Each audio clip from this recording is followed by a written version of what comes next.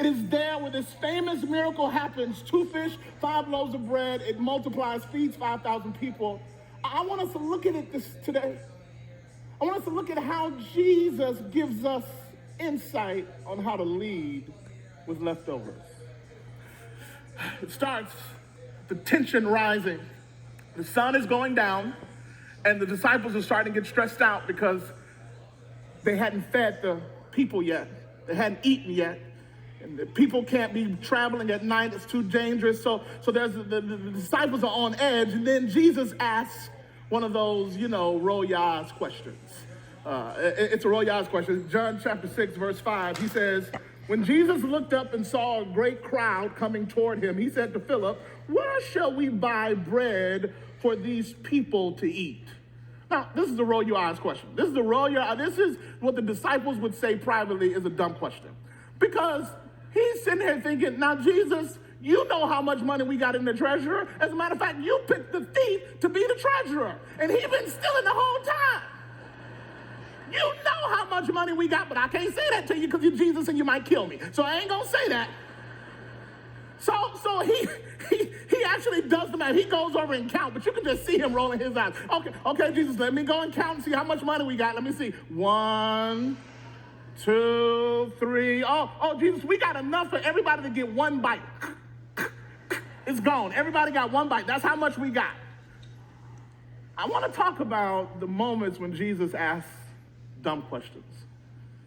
You'll notice in the text, he says, he asked, but he already had in mind what he was going to do.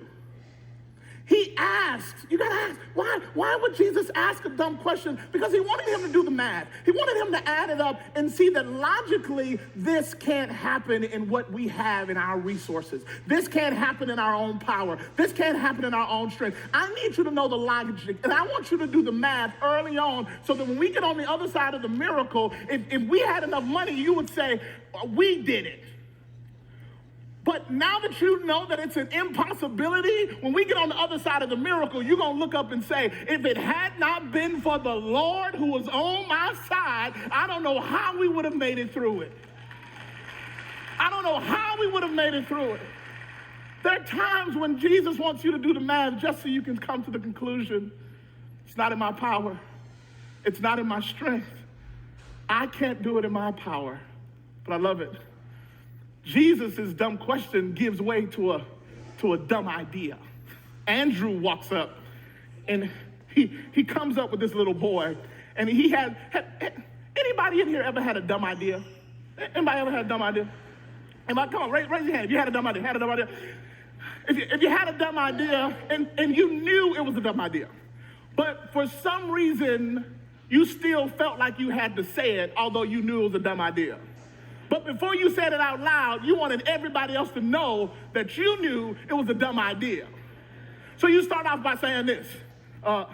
Okay, so I found this little boy. I know it's a dumb idea. He finds this little boy that has 2 fish, 5 loaves of bread. He brings them up and he says, I know what you're thinking. It's a dumb idea. I know, what is it among so little, so many. I know it's a dumb idea, but I found this little boy, 2 fish, 5 loaves of bread. Okay, I'm done. It's a dumb idea, but I had to say it. He brings this dumb idea and he's not kicked out of the room. He's not laughed out. Jesus says, bring me the little boy. Bring me the 2 fish. Bring me the 5 loaves. I want to talk about the power of a dumb idea. I want to talk about creating cultures where as leaders, as pastors, as organizations, we leave room to ask dumb questions, to bring dumb ideas, because you never know when God's going to use a dumb idea to bring transforming power in the lives of his people. He allows this dumb idea, 2 fish, 5 loaves of bread. It's insufficient, it's not enough, it's a dumb idea. But a dumb idea plus God's hand equals life transformation. What would it mean for us to build our organizations where we created a culture where it's okay to bring a dumb idea? Some of you are like, Albert, we got that down pat. We know this is an easy session for us. We got dumb ideas all the time. That's no problem for us. There's a whole row full of dumb ideas right here. We got a whole lot of, that's not a problem at all.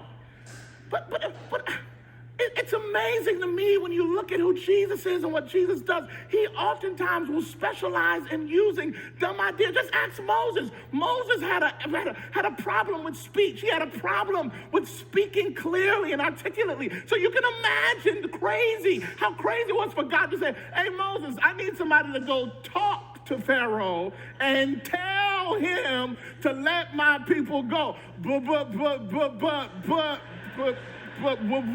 what? That's the epitome of a dumb idea. But you never know when God's going to take his hand and put it on a dumb idea and bring about transforming power. I'll tell you about another dumb idea that happened in Los Angeles, California. Father Greg Boyle, the Jesuit priest, known there in Boyle Heights in the mid-'80s, got thrown into the hood and had a love and a passion for the homies there in the community. Homies, the young lads there in the community who unfortunately had the proclivity of being distracted by gangs and violence. The homies. He said, we've got to do something for our community. So Father Boyle comes up with this idea. Let's start a bakery for the gang members. Yeah, let's have the gang members make puff pastries. Yeah. They can sell pastries in the neighborhood, and it'll revolutionize the city. Fast forward, Homeboy Industries now employs hundreds of gang members, transforming cities and communities, and it's amazing the work that God has done through Father Boyle.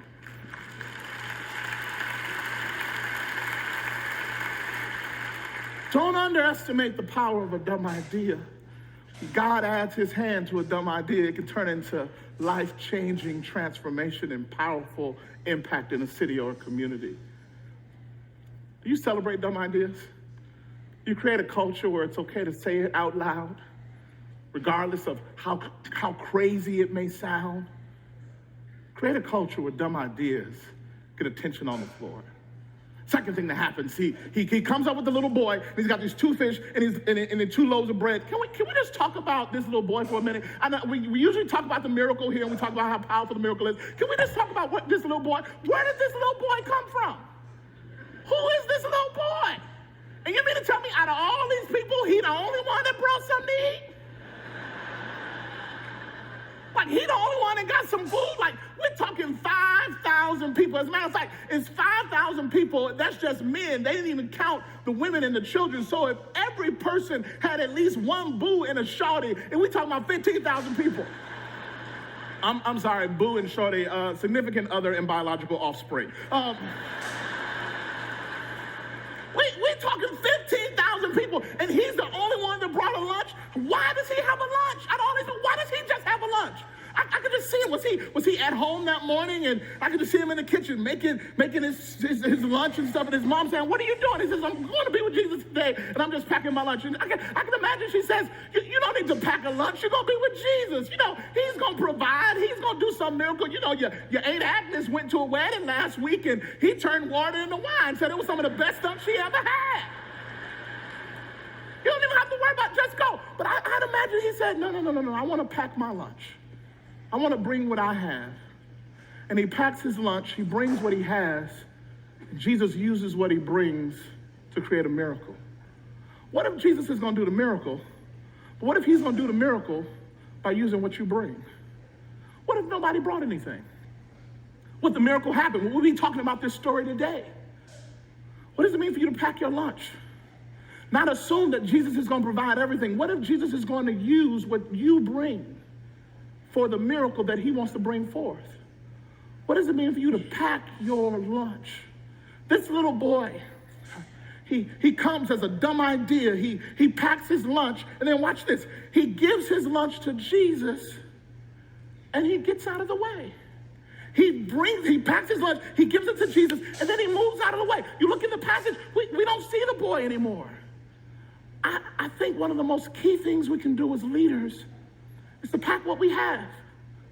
Insufficient at all. It's not enough for all of us. It's not enough, but it's my offering, and I'm going to bring what I have, and I'm going to give it to Jesus. And then I'm going to get out of the way. See, he could have said, "Okay, now Jesus, you're going to do what?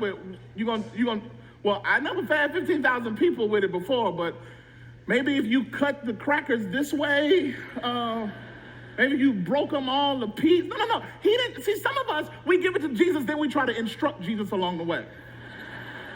Now, Jesus, I'm going to give it to you, but now here's the best way to get the best results with my kids. And he's like, really? You want to talk to me about your kids? Come on now.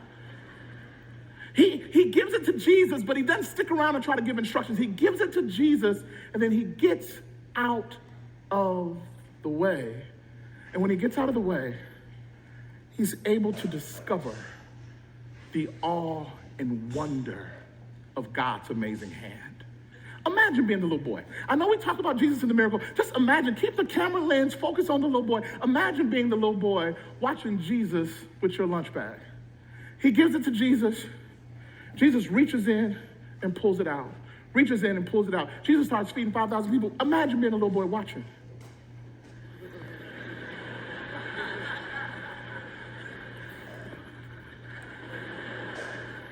He discovers in that moment the awe and wonder of God. The awe and wonder of what happens is when you pack your lunch, you bring what you have, you give it to him, and you get out of your way, and you say, Lord, have your way with what I've brought. Some of you are right here, right now, and you're frustrated because you've given it to Jesus, but you hadn't moved out of the way. You're still carrying it. You're sitting up watching the summit, going back to the hotel, going back to your villages, going back to your meetings, and you're still worried. You're still trying to do the strategy sheet. That you've brought all you have. Now get out of the way. You're not going to come up with nothing else brilliant. Get out of the way. You're done. Stop having extra meetings. They're like, we're meeting about this again. Get out of the way. Get out of the way so that you might experience the awe, the wonder of God. When was the last time your neck had to turn because you were amazed at what God did with your scarcity, what he did when your scarcity went into his hands and became his abundance? When was the last time you were blown away by what God did in your church, by what God did in your company, with what God did in your business? When was the last time your neck had to hurt because you were in awe and wonder of the power of God? Warren Kane, the warden of Angola prison. I've been there. You want to talk about a dumb idea? Let's bring a seminary into prison. Yeah, they can get Master of Divinity degrees. Yeah, they'll be fit to do the work of the Lord and to serve him for the rest of. Yeah, right. But they do it. He gives it to him. He sets the seminary up. And I love Warren Kane. He was humble enough to give it to Jesus, and he got out of the way and says, all right, Lord, it's yours. And he just began to watch. They graduated from seminary. And when they graduated, they began to give themselves away for the work of the gospel. Murderers became missionaries. Dope dealers became deacons. They began to tell of the goodness of Jesus, and the bloodiest prison in the nation became the most blood-washed prison in the nation because he got out of the way and watched God do miraculous things in his life.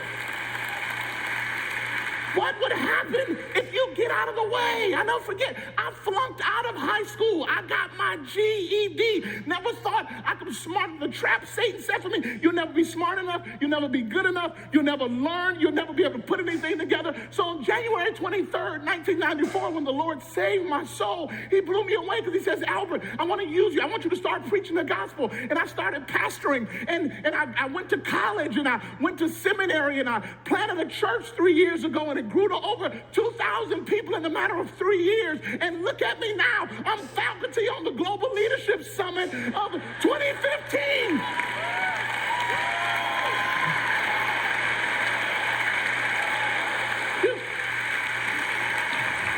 The awe and wonder of God, when you give him what you have, get out of the way, you might see the awe and wonder. Where in your business, where in your leadership do you just need to step back? It could be a dumb idea. Just sitting around the corner. 2 fish, 5 loaves could be sitting right in the room. But you're so busy with your spreadsheets. that you're missing. Spreadsheets are great. I love them. It's great. People have done spreadsheets and survived many things in life.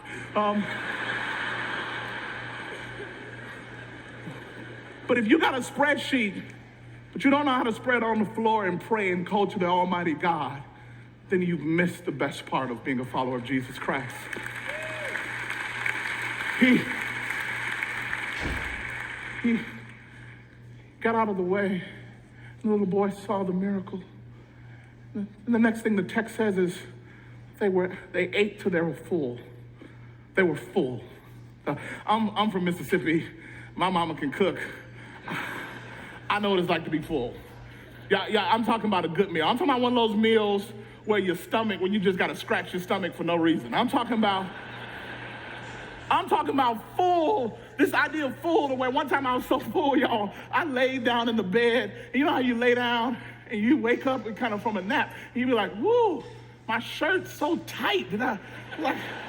My shirt is so tight. And then I look down and I ain't had no shirt on. It's like, that's just you. That is you. You just tight. That's all you. That's you.